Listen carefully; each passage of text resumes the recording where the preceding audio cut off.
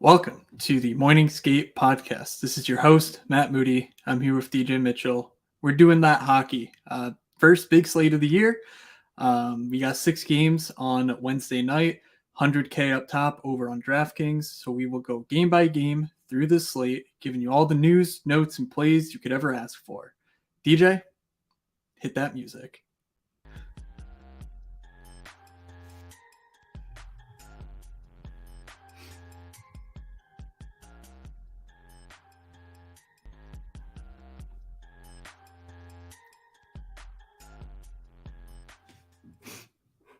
All right. That's good. I like that start. So DJ, how you doing? How's your Tuesday night going? Official opening night with only 2 games here. Bets are looking pretty good. I'm really glad I didn't bet either side. I just bet Braden Point everything I could because I was like, they just didn't price him correctly. And I just like, this is my edge. Like I should have gone with Zibanejad. They had 9 shots on goal and 2 goals in retrospect, but I felt really good about my process with everything. And we're just in the beginning of the LA game. And if LA scores 5, 6, 7 goals, I will probably have a chance at the 50K because I did play as Zibanejad, Kreider, Sergachev as my one-off with Shesterkin. And I feel good about my process. I don't think I'm going to get there as far as winning huge money, but I have some really good underdog drafts. I have some really good lineups that I feel very good about in theory. And I'm kind of the favorite right now to win a Spino ticket. So I'm hoping to at least get one entry into that mix. Matt, I know from the beginning of this, you're kind of on to tomorrow. Hopefully get some money back and get ready for the Spino. But any notes you want to bring up before we start? No, that's the deal with the devil you make when you go pretty much all in on Vasilevsky. He was fine. I certainly have a chance to backdoor some, min cashes at the higher stakes and maybe a couple tickets, but would need basically LA to fall flat. So, as long as they don't middle us, one of us should at least be relatively content. But yeah, certainly we'll keep an eye on that game as we go. Rapid fire here, day after day after day on the Morning Skate podcast feed. But forward thinking show, yada yada. 6 games, our first real slate of the year. None of this like game theory garbage, just if you play like 6 guys from the same team, you'll win. You can play 4th liners, it doesn't really matter. No, we're back to playing the good plays. There's certainly going to be a couple of like minimum type guys that are in play.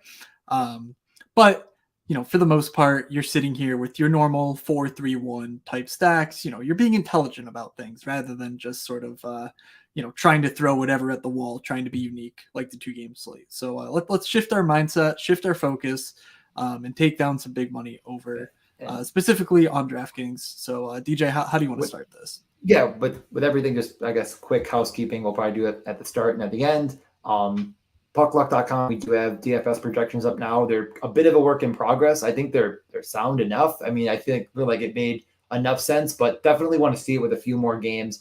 Add a little bit. We're kind of toying with what we're showing. So do another live stream either tomorrow or maybe Thursday just to show it again. And if there's anything that I know I had some people that subscribe, thank you. And definitely if there's anything that you're like, I really wish this was there, like let us know. We'll take a look. And Underdog Fantasy, we filled the first contest. They opened up a second one. It almost filled. We almost filled 2 NHL contests for this slate, which is just showing them they need bigger prize pools. They need bigger contests.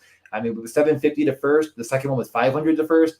And it got to like 85% the second one. And they only had like an hour. So really, really happy. I know a lot of people were really impressed. A couple of people reached out saying they tried it for the first time. They thought it was really fun. They noticed a lot of people didn't know what the heck they were doing. Going to be the case again. So if you listen to this podcast, you're going to be way ahead of the game. I max entered it. I have a couple, really, really good lineups. So if I take it down, I'll definitely tweet about it. Either way, Matt, you had a couple entries. Anything on Underdog, or do you want to just get right into it?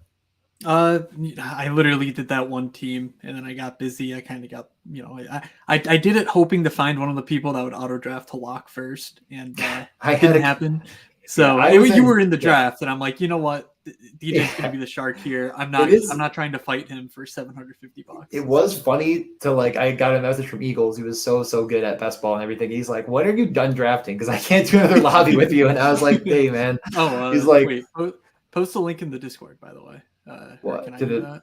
to the draft or No, oh no, yeah, you're live. You're live doing I this, posted right? them all Like, on Twitter. Yeah, I yeah. posted them I all on Twitter. just If you guys want to grab those, yeah. post them on Okay, Discord. sure. I'll But find them. yeah, so I mean, it's any amount of research for that NHL slate is more than probably at least one, if not two drafters are doing in each lobby. And again, like I did a little live show today, just trying to go over it a little bit, give people some news. Like you having any plan, any strategy, any thought process are going to be ahead of the curve. Playing players that are just playing, you're ahead of the curve. Getting first place in like a football, or not even first, making $700 in a football slate, a similar type of format, $5 entry, you have to be perfect to an unbelievable amount. You don't have to be in hockey. Like the winning lineup will not even be close to optimal tonight. I think that there's a lot of edge on that underdog. If you put in the time, that's the problem is you can't just auto generate lineups and max enter this. You have to sit there and draft or set up an optimizer to draft for you. I don't even know how you do that personally. It's painstaking. I do 27 drafts. I mean, you got to wait for the lobby to fill. You got to be on your phone. You got to be ready. And people won't do it other than the people that do all of the drafts. And some of those people don't know hockey. So I felt really, really good about that process as well. I'm already up a few $100s on the first three. This is the third slate. I'm planning on I'm hoping to take it. I don't know. I'm not going to say I take it down or not, but I have a Trouba Zibanejad Kreider. So, I mean, do we whatever. have a promo code if they would like to sign up?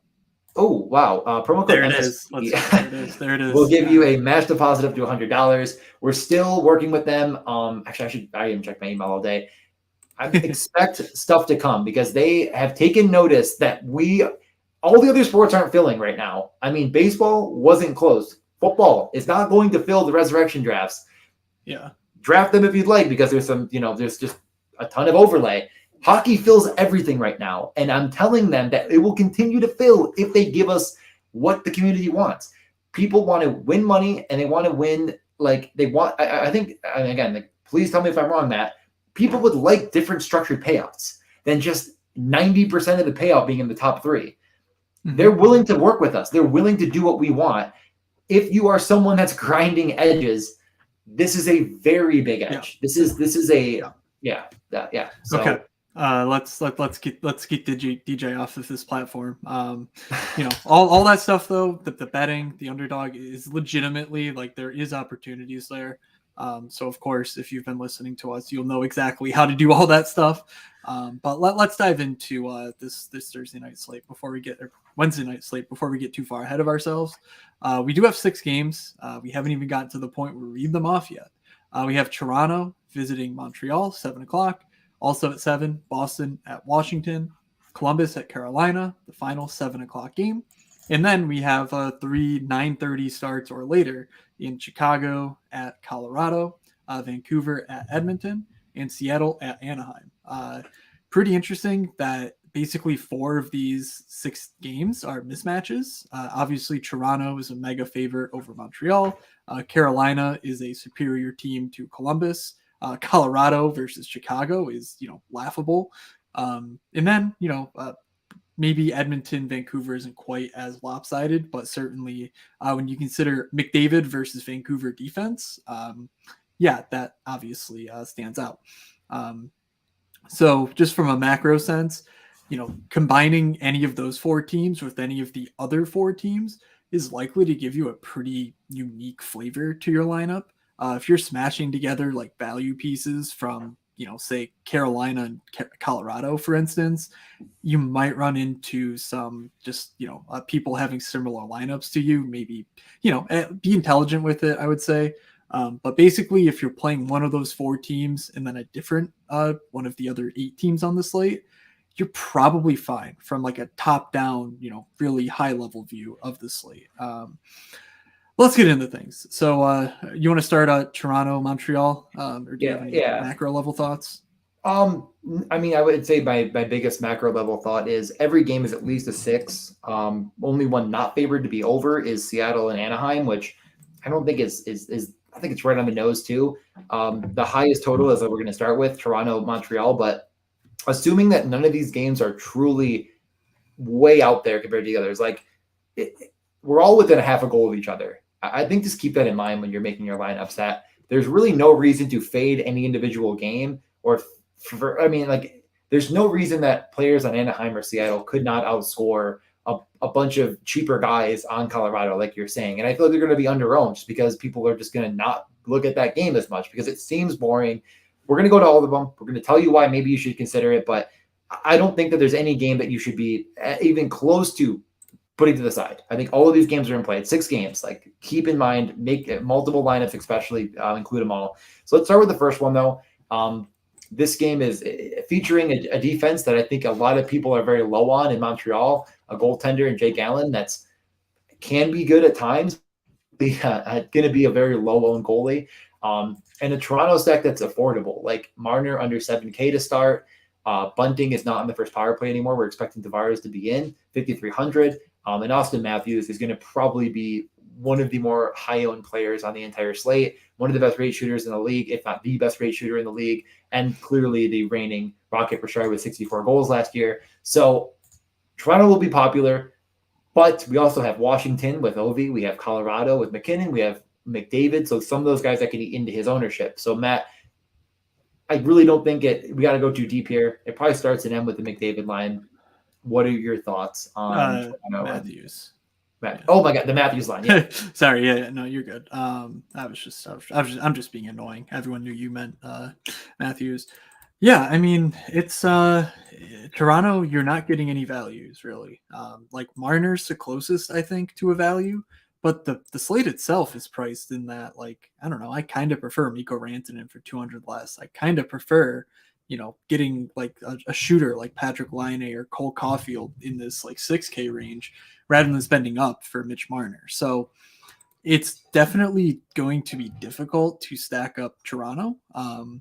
One thing that I'm considering doing is basically playing 3 centers in a lineup of sorts and playing like Matthews with Tavares and just saying, if the power play strikes twice, these 2 guys will very rarely be played together.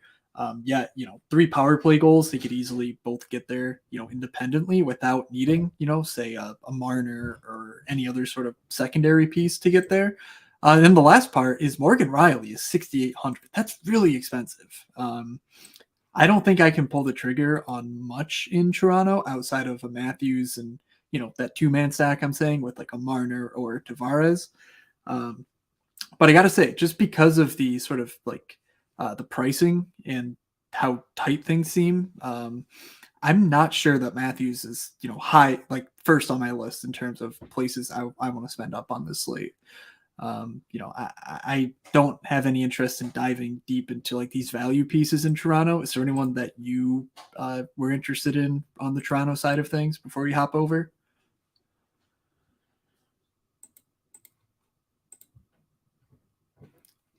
DJ, did you mute yourself? You muted yourself. Okay. I'm back. All good. All good. I was going to say the defense and like Giordano on the second unit, like kind of makes me think like Mark Giordano still, I think, has some of it, but yeah. I just feel it's unnecessary. I feel like you can find savings elsewhere. Other than that, there's really no one. I mean, Maligan on the second power play, he's with Tavares and Nylander. Like, I think maybe a couple people might see him at 3,500 and remember that he played with Barkov before. He has some skill. He earned his way onto this team, and like, I don't think he's terrible. But those are the 2 values that exist, and I don't know. I highly doubt they're going to be high owned as a pairing. I highly doubt they're going to be, because I think more people will end up punting with a different team because I think it's easier to punt with other and again I think the over 6.5 makes sense here. Like, I think there's opportunity for these players. That's really it though. Montreal offers a lot more value. It's kind of harder to convince me that it's good value though. Dadonov is the stone min. I think if you need a stone min player, you could do a lot worse than a guy on the first power play in Evgeny Dadonov. He's not a great range shooter, but he's a terrible shooter in his own right. It's a guy that definitely had massive sparks before. He's been down a little bit. He showed us, remember, I mean, he was a guy that like refused to be traded basically last year and then came back and looked good. But on that first power play sorry. Did I see that Josh Anderson was rotating with Dadonov on the top power play? I'm pretty sure I saw that. Which makes me think I'm not super interested in like a guy who Yeah. might get off of might not be on the power play entirely. Yeah. Okay, let's hold on. It's in French. Well, can you because the tweet you tweeted, there's a tweet right before that says Anderson's on the top power play. So that's like, one of those two guys will be there, and I'm not willing to personally, when Matheson returns, I would do this. Okay, that doesn't help us. The first one. Okay. The Canadiens power play Anderson. Okay. There is Okay, often so switching between the bumper and the player in front of it. Okay, so it's Anderson. that would just that's mean on the Anderson second. and Monahan, I think. Okay. So I think I just made a mistake. He's on the second power play. Yeah. And I don't think that, playing like the second power play is only interesting because there's no defenseman there, and Mike Hoffman is always a guy who could go for multiple goals. Like, he's just insanely talented at scoring. But I just don't think that's really necessary here, particularly because Doc, Dvorak. I just don't think you need to dip that low. Brendan Gallagher is always an interesting guy just because he can put up the shots bonus in any game, 2,900. I don't know though. I think it begins and ends with Cole Caulfield and Nick Suzuki for me, and I'm just gonna take a finger to the wind. And if people are saying, "Oh, well, Toronto's like really good, let's just not play Cole Caulfield," then I'll dip my toes in. And if they go, "LOL, Toronto can't play defense," that's obviously not true. Toronto's pretty good defensively, and so I'll pick up some Cole Caulfield at whatever. I'm not sure what that number is. It's probably sub like 8% that I'm like, all right, Cole Caulfield, like, welcome in. But I don't think besides a one-off Gallagher, I'm gonna go anywhere else in this on the Montreal side. So, okay. Anything else here? No, let's move over. I think we covered that pretty well. The next game, Boston at Washington, two best rate shooters maybe in the entire league, in Ovechkin and Pastrnak. I think it's really hard to convince me not to stack around them if I'm stacking. I don't think it even exists in my brain. Not on either of these two teams. So, I think it's going to be a little bit contrarian when you pull up this slate and you see center has all of the centers that you might want. I don't think a lot of people are going to play Pastrnak or Ovechkin. And I think Pastrnak is very, very in play for a 5-shot on goal game, considering he kind of is going to be the guy in the power play. He's going to be the guy with Krejci setting him up. Like, for a lot of reasons, I think that there's a good amount of leverage in this game, a good amount of leverage in these guys in general. Even Zaka, who's not the best, not the worst, like with Pastrnak, like I just think Pasternak's going to see a ton of opportunity to shoot. Lindholm as well in that unit, not a great, like, who's going to shoot on that power play? Smith is Bergeron, but it's Bergeron and Pastrnak. So, like, yep. I think that this game it's hard to convince me to play a lot of guys, but I would be fine trying to find a one-off of Ovi or Pastrnak and kind of put that in a mix with something else. Hope that they kind of steal all of the points. Yeah, it looks like Connor Brown gets the gig next to Kuznetsov and Ovechkin. I think that's a moderately interesting, from his days in Ottawa. Connor Brown is a guy who isn't the greatest rate shooter, but he's pretty good, and he's also a guy who will get you 3 block shots, like, semi regularly for a forward. So he's got the sort of potential to put up a 20-25 point game. Without, like scoring 2 goals, basically, which is always nice to find in a guy that is paired up with Ovechkin, given the assists could happen if Ovi has one of his Ovi nights. We're a little bit in the dark on what the power play looks like, so we'll keep an eye on that for the morning skate. We're not sure on the status of TJ Oshie. If TJ Oshie doesn't play, I have to imagine Connor Brown sort of plays his role, and we're not sure who plays the Nick Backstrom role at this point in time. I think it's Mantha, but I don't know that, and so hopefully we get some clarity. Until we do, though, I'm pretty upset that Taylor Hall's not playing with Pastrnak, but Hall and Bergeron, I think, are a great pairing. They're actually pretty cheap relative to other 2-man combinations on this slate, and I think they both have really high ceilings. So that's I think right now my favorite pairing in this game. And then if you can afford Pasternak, of course that makes sense in terms of power play and unlocking upside and just inherently being different because, like you said, DJ, people are going to be dedicating salary to Toronto, Colorado, Edmonton, and just not going to have much left over for the pieces in this game. Right. Anything defensively stand out to you? Like we got Hampus Lindholm on the top power play, but he's a bit expensive, I Yeah. think. But do you feel differently? No, I mean you're praying for a blocks bonus and like the 2 points at that price. No, I don't think I'm going to go there personally. I get Boston's defense is like kind of suspect in thinking that he gets enough run to get there, but I just think they're going to put out freaking Clifton and Zaboral and all these other guys to like eat up a ton of D minutes. And no, I think I'm just out. Okay. I'm probably going to fade that. We can move over to a game where like again like I can't find 400 for Renski. I can't find 700 for Brent Burns. Like I don't know.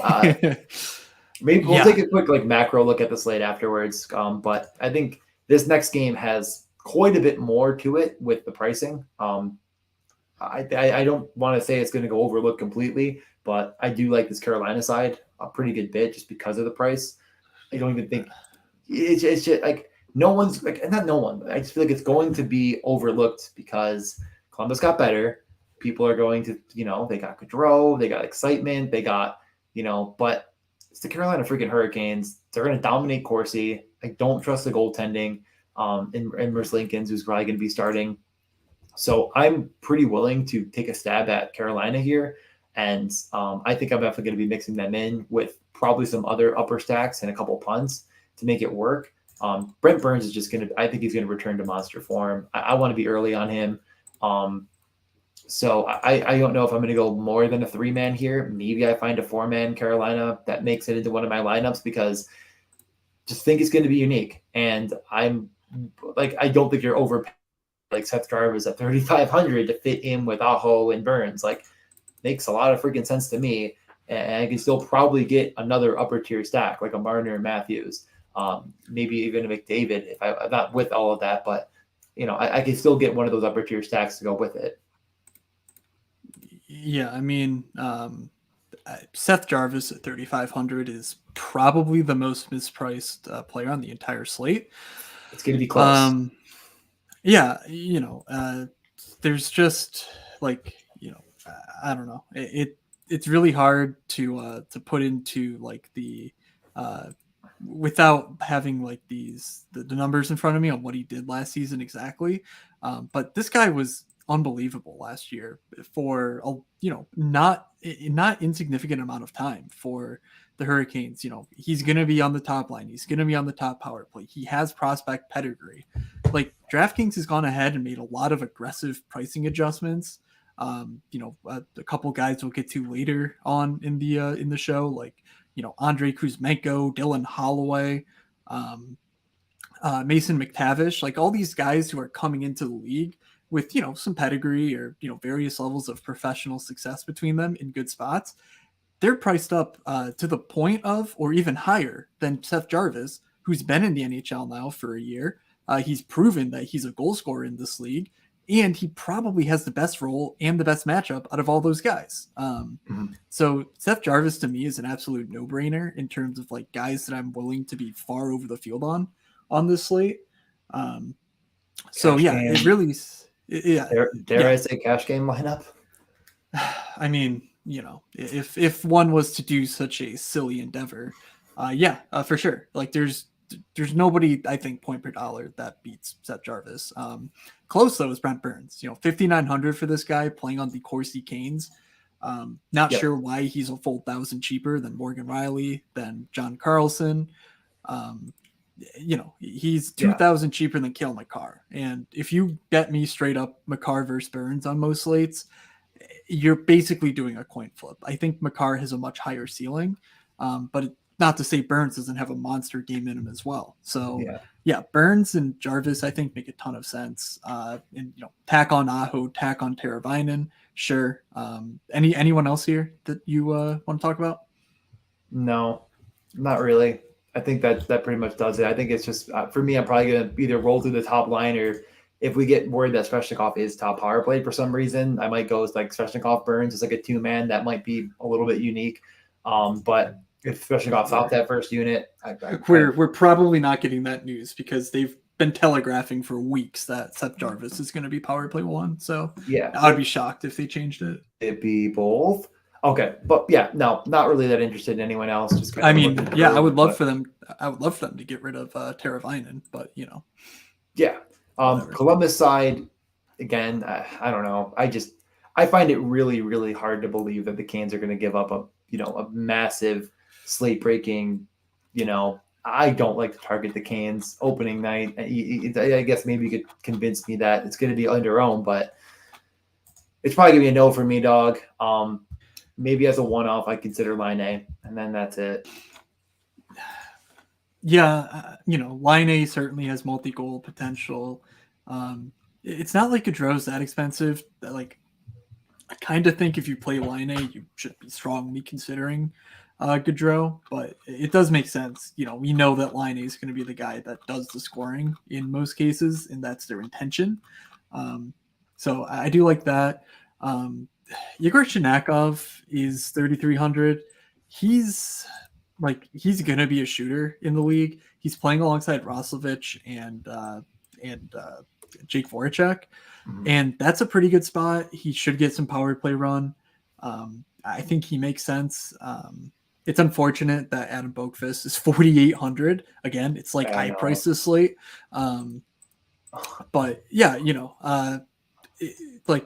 there's pieces in Columbus, but certainly not the matchup to go all in on them.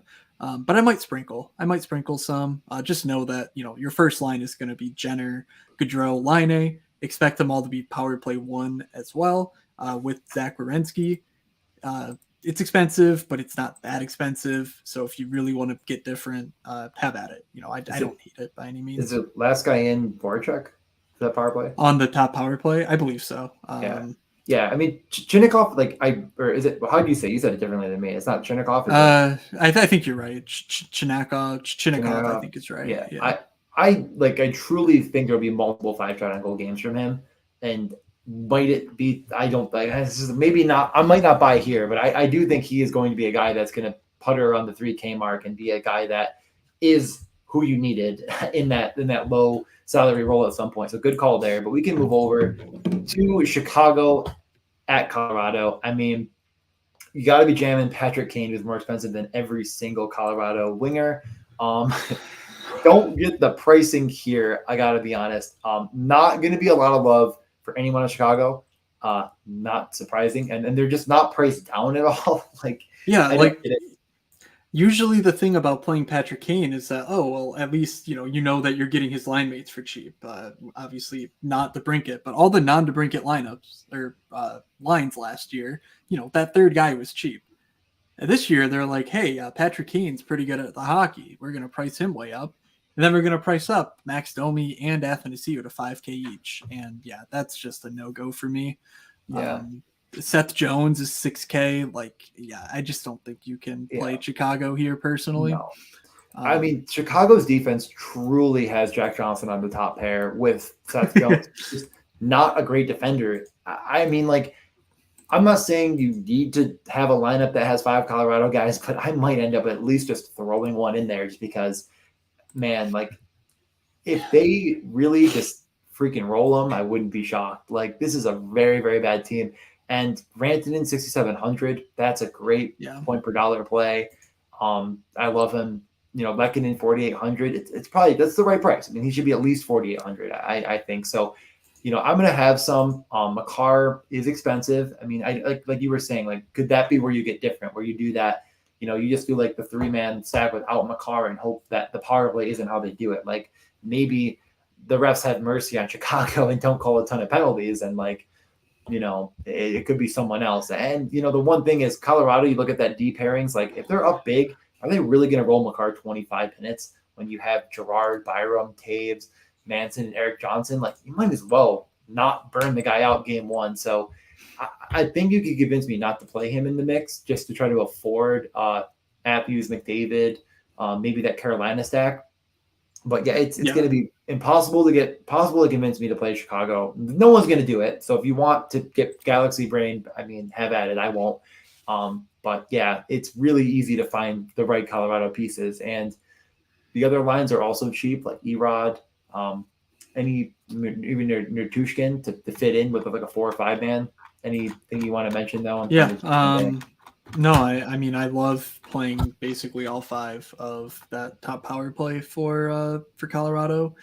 I think Alex Newhook is interesting. He's 4,200, which definitely, definitely would like to see something before playing him at that price. But if no one's going to play him, I think Colorado's a team where, yeah, you can play McKinnon, you can play a Newhook and play a couple wings. You don't need to go full line stacks. You certainly can. I probably will.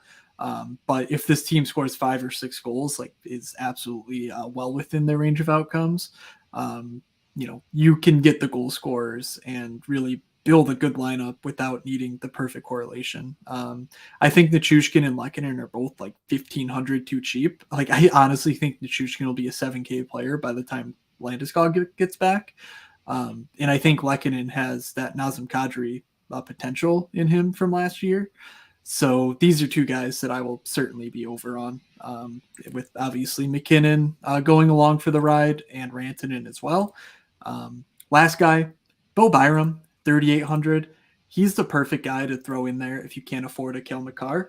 Bo Byram, if he's going to have a breakout season, well, if he didn't already break out in the playoffs last year, this is certainly an opportunity for him to just take over the game while he's on the ice.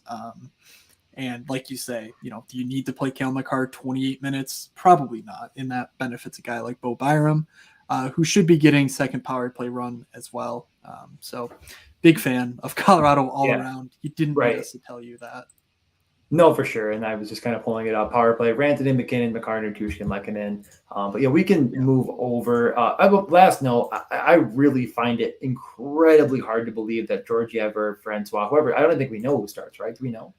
It has to be Georgiev. I don't. Okay, whatever. We don't have to focus on that now. But I don't think they're going to pay off their price. Like, let other people roster that. The odds of Chicago getting enough shots, if they even squeeze in one goal, you're screwed at that price point. Just wanted to mention that.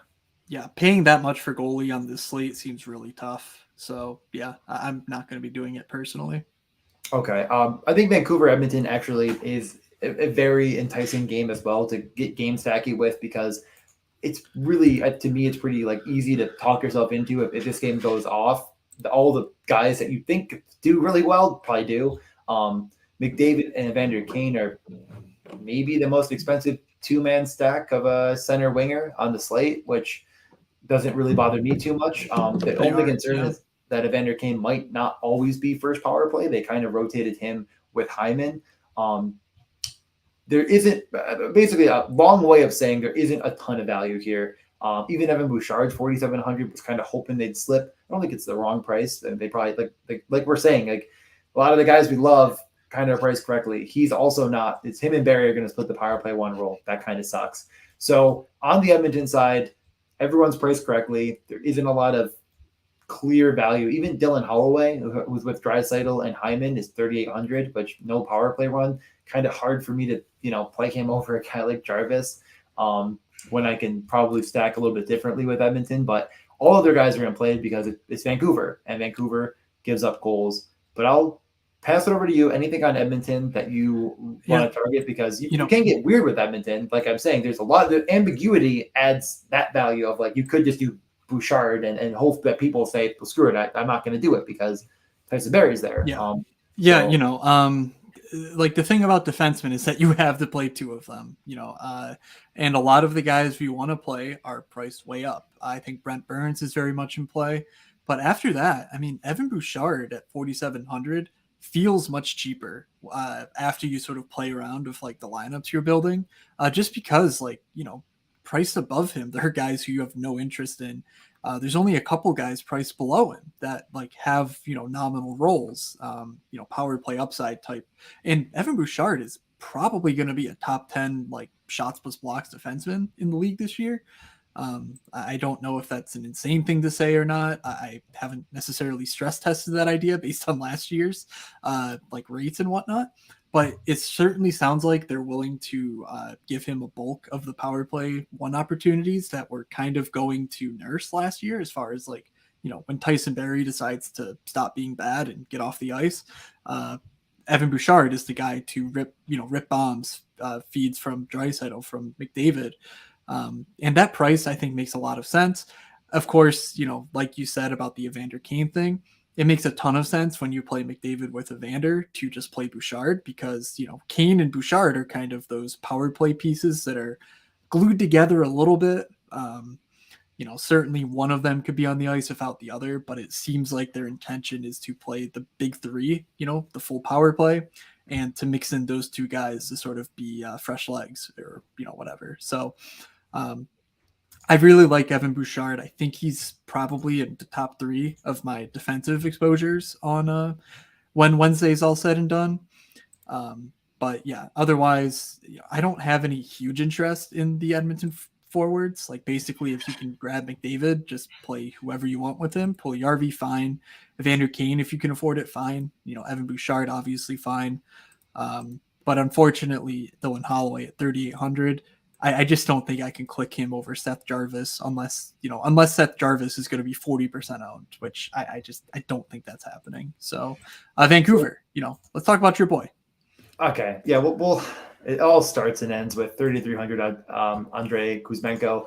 Now, he's not like a stone cold lock. I kind of pulled this up, but it like, even with Besser returning to the lineup, it sounds like he's still going to be on that first power play. Like, that's how good he was. That's how good he's going to be. And I do think that if you're playing EP40, Kuzmenko is just, I wouldn't say like you got to do it, but I think the odds of them both getting there together make a lot more sense, because I really look at Kuzmenko as more of a Panarin. Maybe he does have a better rate shooting mentality than Panarin even does. We're not really positive yet. We saw him take the right shots in the right spots like a Panarin would in preseason. He wasn't blowing the doors off, but if these two guys keep the game close, and like that's kind of the way I look at this, is like, you can go with Pettersson and Kuzmenko with, maybe Kane, McDavid, Bouchard. And like, I really feel like that's a very good way to kind of get the game stack started here. I don't know which goalie you're going to play. I don't know. That's whatever, right? We don't have to worry about that right now, but or ever. Or ever. I mean, eventually you're going to have to put a goalie in your lineup, sadly. But just put across. Who cares? You'll cross that bridge when you get to it. The point I'm making is I feel like this kind of a game stack makes the most sense to me. And if this game, which I really do think has more upside than not any, I mean, Toronto, Montreal also has a ton of upside, but I think it's those 3 games that have the most upside from a game stacking perspective. And if you gun to head, I think that most people are going to not get there with the Vancouver Edmonton. Maybe it'll happen. Maybe I'll be surprised when we pull over the cards. But I don't think Kuzmenko and Pettersson are going to get clicked nearly as much as other guys on other teams, as far as like a game stack with the top guns. Like, I don't know though, because then again, who's going to play Montreal or Chicago? You know what? Or I mean, yeah, no. What the heck was I saying? Yeah, Vancouver. Right. No, I'm saying if you were going to game stack one of the 6 games, sure, whatever. I don't know. Actually, you know what? Now that I think about it, maybe this game will get game stacked up. But I don't know if Kuzmenko is going to be included as much, just because he's a very big unknown. People just might not understand that he's a 26-year-old that dominated in the KHL. Like, better way of putting everything. We don't know at the moment, I don't think, what exactly the officiating initiatives are this year, but something when you're considering game stacks is that early season, like the first 10 games or so, there tend to be a lot more penalties, because the refs are told, get X out of the game. It was cross checks to the back, it was slashes on the hands. These things that they're trying to do to open the game up sometimes get like officiated differently to start the year, just because that's the league's initiative. It usually smooths out over time, but something I always say, so if you're a longtime listener, you're hearing me say this yet again, but the most predictive way to get get power plays, which is where most of the fantasy points are scored. It's where a lot of the stacking really matters because just of how isolated fantasy points are and goals are to power plays in this current NHL. But the biggest indicator of a future power play is having just taken a penalty. And so that really serves game stacks well because you're saying, okay, Edmonton gets a power play. If they score, well, even if they don't score, but the ref goes, oh, well, crap, now it's their turn to get a penalty. And so they call, they whistle Edmonton, and here comes Vancouver over the boards and whatnot. So that's the general idea behind game stacking. Sorry to sort of take over your player takes with that general thought, but that's, something to watch out for as we start the year. There hasn't been anything egregious these first few games of the year, so I'm not like I'm not like forcing every lineup to be a game stack or anything silly. But I just wanted to give a further context on Kuzmenko himself. This isn't some like prospect coming over. You can read that one of two ways. One, he's 26. He's certainly a professional player. He was good in the KHL last year. He put up. Let's see. I just had his numbers in front of me. He put up 2 shots a game in the KHL, which doesn't sound impressive, but actually puts him in the 82nd percentile of players over there.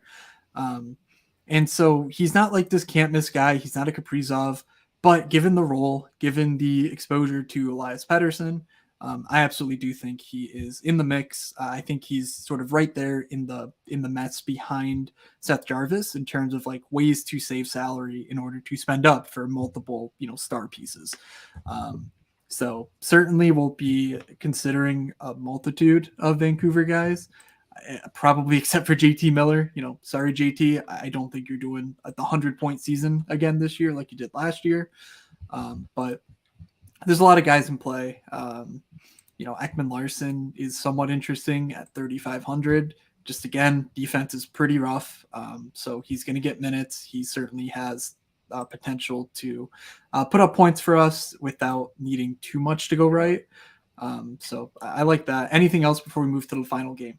No, let's move over. I think we covered that in as much depth as possible. So the final game, this is the game that I kind of started off by saying it's going to get overlooked for sure. It's just not, there's not a lot of sexiness in this game, but there's also not a lot of very high-priced players in this game. So also missing from this game, logic when it comes to DK player pricing. Yeah, and I'm not going to take long to get to that, but there isn't a single player, non-goalie, obviously priced above 6K. So you can kind of do whatever the hell you want here. And the game starts at 10 p.m. So it makes perfect sense. You really can stack whatever in this game. We're expecting Zegers to be back. We're looking at Matt Beniers, top line, top power play type of situation. We didn't get anything crazy pricing besides one player who we're just going to keep hinting at and never saying. But I'm going to start with just quickly going over Seattle before we do that. It's Burakovsky, Beniers, McCann, which I guess whatever, right? Like I thought Bjorkstrand would be there, but he's with Schwartz and Wenberg. Wenberg, a pretty good passer, knows Bjorkstrand from his days in Columbus. So still in play. The power play was Bjorkstrand and Beniers kind of on the what do you call them? The bumpers? Is that what you call them? What do you call them? Yeah. Donato, Schultz, and Wenberg. As you've probably heard, Donato wasn't in the top 6. He's on the fourth line. Tough to play in, but he's with Shane Wright to start the year. So keep an eye on it, I guess. But long-winded way of saying that, like, I don't think I'm playing net front Wenberg with Bjorkstrand, but I guess that exists in theory. But Bjorkstrand kind of makes sense as a one-off. Beniers kind of makes sense as a one-off. Schultz on the power play could be the right guy to pair with them, especially because how gross defense is. He is 2,600. Oh my God, never mind. I thought I was like blind for a second. He's like 2,600. Oh boy, he should be higher out than he's going to be too. That's sad. Remember this? Like, I know Ovi's not on his team, but like, remember when he plays without Carlson, how good he was? So, crap. There's a lot. There's a lot of positivity here, I think. And it's sort of the thing where like there's a lot of players in this game that are fine, and that's not to say that like Oliver Bjorkstrand or Jared McCann can't hit.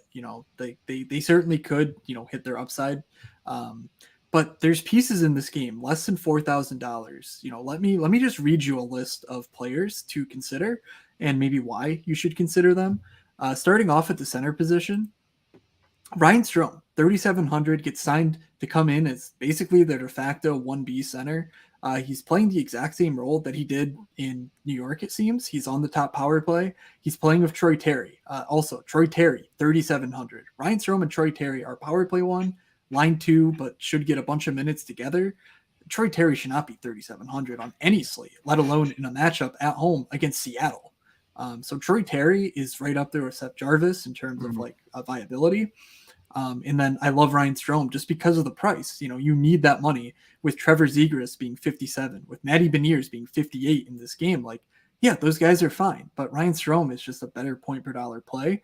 And that lets you fit in those stars and strubs type constructions. I will go with the bat for Shane Wright.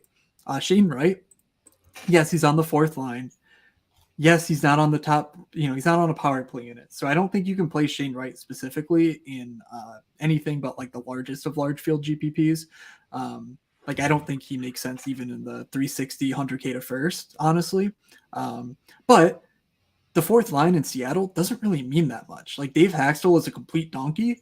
And what that means is that the top line's not going to get the minutes you think it should. So they're going to get 18 minutes. The second line's going to get 16 minutes. And the fourth line's going to get like 14, 15 minutes. And who Shane Wright's playing with? You mentioned it. Ryan Donato, 3,200. Top power play Ryan Donato.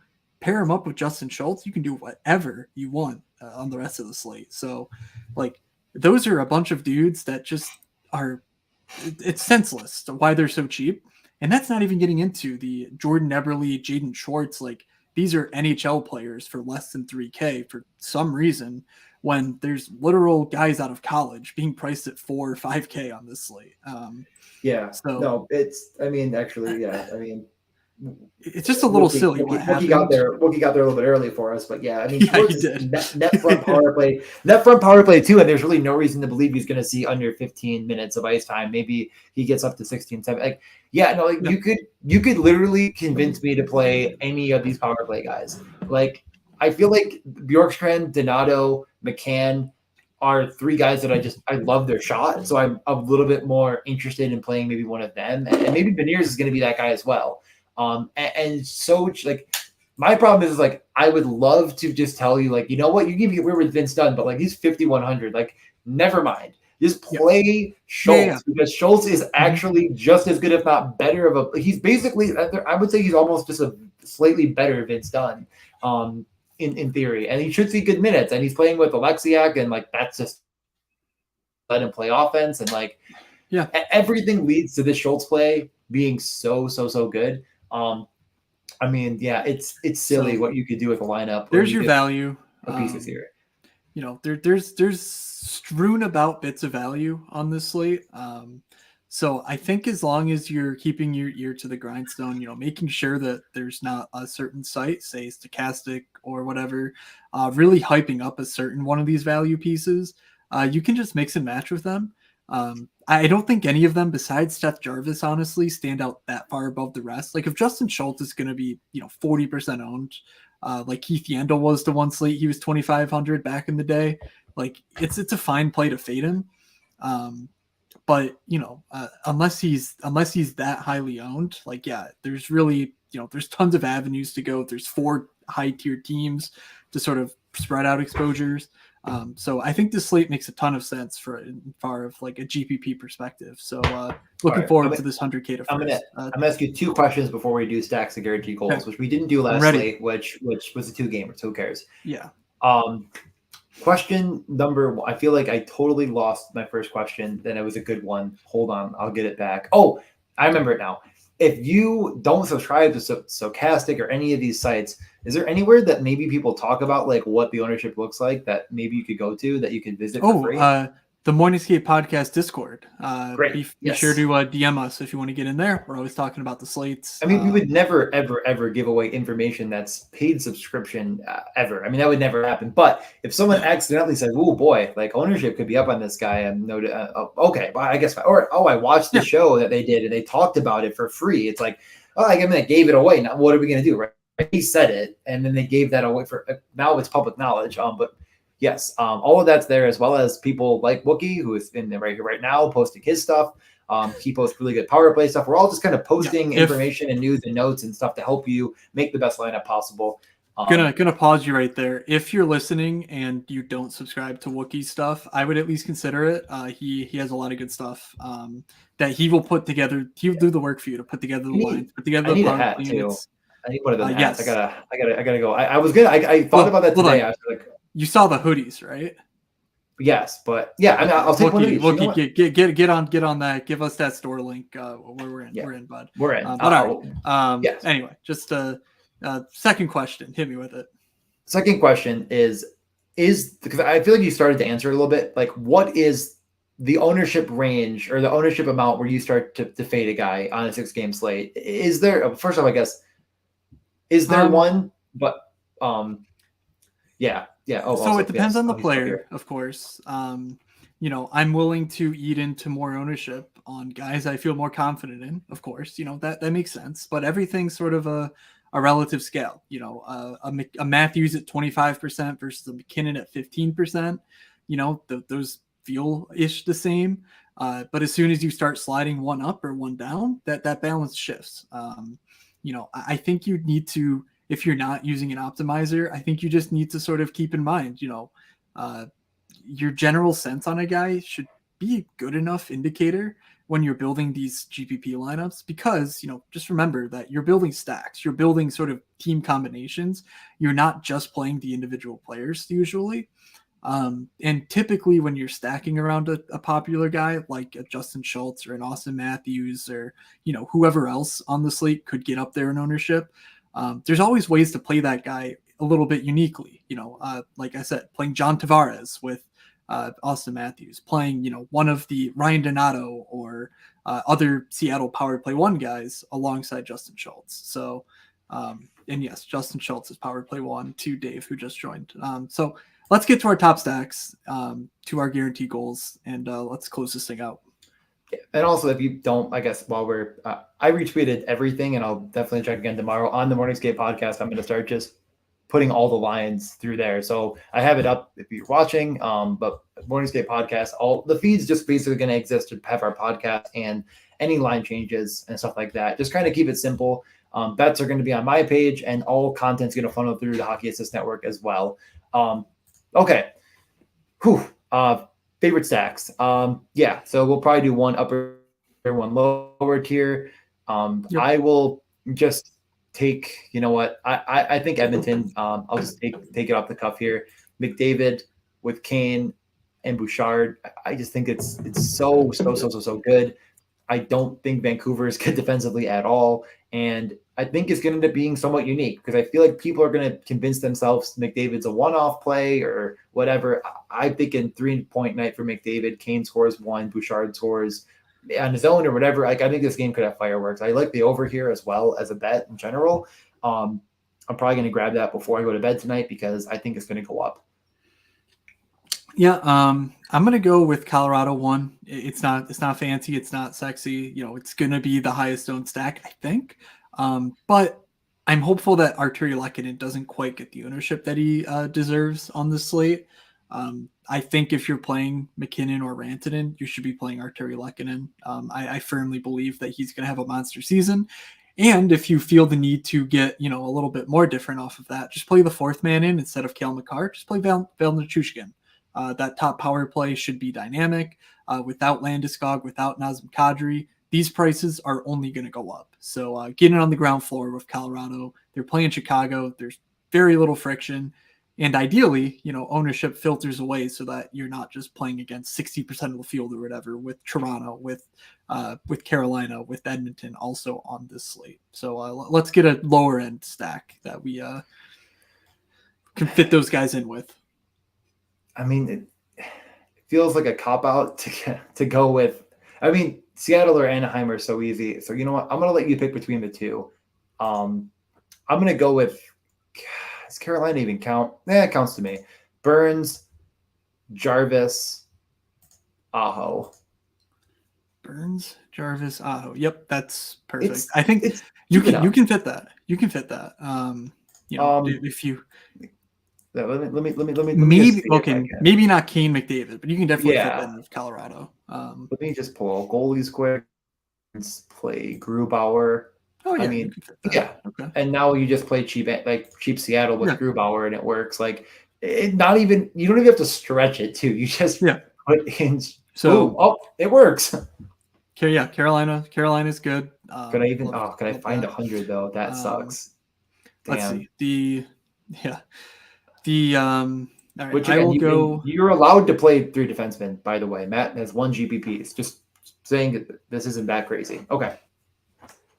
I think I don't think I'll be doing it this late. It's just because these high end defensemen are so expensive. I don't personally love the feel of it, but we'll see.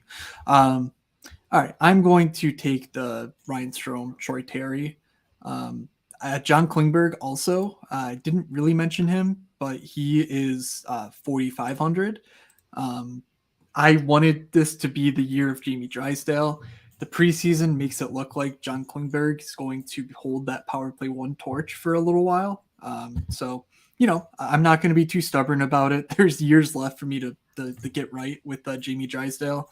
There's also the late slate for me to get right with Jamie Drysdale if I feel so brave. But Wait, John well, Klingberg, alongside Strome and Terry, they're too cheap. Yeah, Strome. Sorry, I'm trying to look at your stack fits as well, just for fun. Your 2. 1,000% fits. Yeah. What was? Did you have one more piece to your Colorado? Just the full first line and No defense. Nichushkin maybe. I didn't Did you? have any defensemen in there. No. Okay, let's just put a You goalie. I you mean, you could play. I mean, I you think could you literally play could you Cale do it? Makar with that. I was Yeah. gonna say, I think you could, and I Yeah, don't know you if he was literally. gonna, but yeah, you definitely can. Wow. I mean, yeah, that's fun. The full home double stack. You have to play a one off, not in either stack, which is Don't probably don't don't do justifiable. the final piece, you idiot! God damn it! What are you doing? Giving away too Stop much it! EV, Matt. Jesus Okay, Christ! but I hate I'm this. just pulling up the 3K guys that exist. They Yeah, play the hockey. listeners are not idiots. They could do this themselves, but you don't need to spoon feed it to them, I'm DJ. not even. I'm just scrolling. I'm just having fun. I'm just living on the edge. Okay. Guarantee goals. Matt, you get to go first because I went first. I'm going to save this Because you right. just gave everything. You just gave the bag away. I'm gonna go Cole Caulfield, 5,800. Dude is a monster. The dude shoots pucks like it's his job. It is his job to shoot pucks. And he, I think, could end up the year as the most, like, he could have the highest percentage of his team's goals. And for less than 6K, come on, he's a natural born goal scorer. Okay. Wow. That puts all the pressure over here on me. What would be left if I did 11 minus? Okay, yeah, I'll do Pasternak. Okay. Taking the easy way out, I see. That leaves me with 3.7. I can figure that out. I'm just gonna type Pasta. 7.3. Yeah. Okay. So you have 5.2 or less. 5.2 or less. Do you have a second guy in mind for your run here? Yeah. Do you think I come unprepared to the show? I mean, gosh, do you not even have? I mean, it'd be Troy Terry, but you took him in your stack. But you know what? I did. Do I care that you did that already? Oh, duh. Why am I even? It's Kuzmenko. Yeah. Okay. I was hoping you would say that because my guarantee goal, it's gonna be Brock Besser. Like, this is the year of the Brock. I don't care that he lost the top power play job. I think he gets it back soon. He could easily just be there. Yeah. Also, he's playing at 5-on-5 with Tanner Pearson and JT Miller. Like, they were awesome last year. I know JT Miller. I just said he wasn't going to do 100 points again, but guess what? Brock Besser is not going to have a dismal year like he did last year. I'm fully in on the Brock Besser reemergence. I think he gets up to 30, 40 goals this year. I think he's the best goal scorer on that team, maybe even better than Elias Pettersson. And I think it's just been a year since we've seen that. So I think he gets back on track. I think he starts it off against Edmonton. So give me Brock Besser and Cole Caulfield, and you will take David Pasternak. and Andrei Kuzmenko. So, anything else before we close out of this show? No, I mean, yeah, no, we're back. Hockey's back. We're having fun. I'm excited for hopefully another GBP sweat. I'm hoping to have one tonight. Things are looking okay, but my real sweat's honestly coming down to underdog, where I'm kind of a Jack Eichel goal away. I think the period just started from maybe being in first place. They scored. That was Marcus, though. Okay, well, whatever. It wasn't my guy, but that's okay. It takes away from all the quick guys that are in front of me, and not they're fast. They just have quick in net. But yeah, I think it's a lot of fun over there. Programming note, not clear on what Thursday's like slate looks like. If there's like one of these marquee contests, 50, 100K to first type things, we might fire it up again. But if not, if it's just a normal slate, we'll probably, take it off, even though it's a big slate. So we'll see. Certainly not ruling it out, but just as a heads up, because we're doing these back-to-back nights, we got to spend one of these nights just vegging out and enjoying the games. So, that just as a FYI. So let's get out of here. Follow me. I am at Fake Moods on Twitter. DJ's at DJ_Mitchell94 and the Morning Skate Pod at Morning Skate Pod. DM us to get in the Discord. That's where you'll catch any further updates and all the news, notes, discussion that you could ever possibly want to have about the NHL. So on that note, DJ? Yeah. Any final words? Not really. Just puckluck.com, underdog, 1 week season. I don't need to say it again. Rate, review, do whatever, have fun. Mayo Media Network show isn't going to happen. Guess I'll close on that note as well. It's found out today. They're not going to renew it. Is what it is. We'll have something for you bet wise. Tomorrow I'm going to kind of take a look. Not everything's up right now, so I'm not going to do it. And I'm going to get something else out there as soon as possible, but it might take a little time, and that's okay because we have a lot more stuff coming. I think that doing a ton of bets because it's the beginning of the season is really stupid. I think that you should be taking in the information and making your bets from there. And I'm just trying to find those small edges. I don't think that there's 1,000 edges to start the year, as some people were betting, massive cards on a 2-game slate. So I'll continue to just kind of roll through Twitter, do some live stuff, and then get more stuff kind of concrete, hammered down out there as soon as possible. All right. All that good stuff. All right.